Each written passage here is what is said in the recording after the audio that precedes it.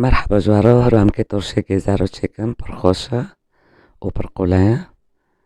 بریگیو همه سری گیزه رو جید سارت همه چکم اونو که همه حلیز کن طبعا همه گماره خوبی جکیدن اونو که همه قد کن واکن دخوازن اونچو دخوازن قد کن یعنی که چکی تانک به یعنی هوا قد که و مدل خواهی و کن بکیری عادی قد کن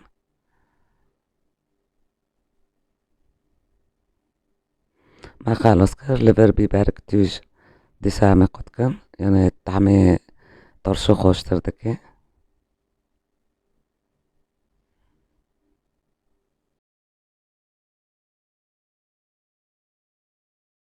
نکو پشتی مگزر خلاص کردن حاضر کردن همه آب ترشو حاضر بکن حسبی یعنی کمی ترشو المهم هر کسک آب نکونه ببینن همه کفچیک خوردن خواه تکنه خواه گرس او کفچیک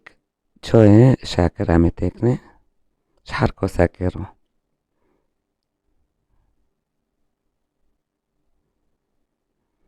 ما شکر شکره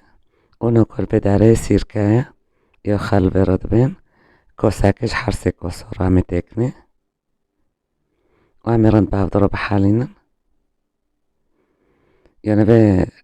اوی هم قیاسه هم چه دکن حیل ترشو رو برندرده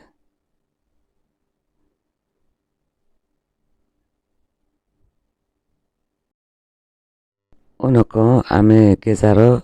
دقدر میسکه کن بیبره توجی مدینون سر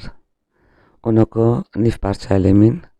اول بداره وقت نیف لیمینه همه ویجیانو قد کنو دنوف کن طعم ترشو خوش دبه و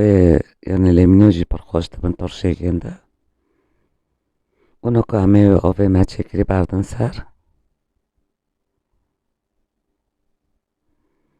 و همه تورین ایلوب سر دیفتن بری هم دگرن معنی با نکبه و همه وقت هفتو که بیلن حسب گوه بینه یعنی دسه روز دماشن جبستانی چکی درجه ده و هنو پشتی پنجرویا ترشو حاضر بی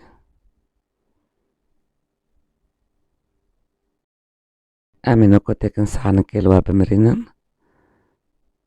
برکی بردارته و سارتو و خوشه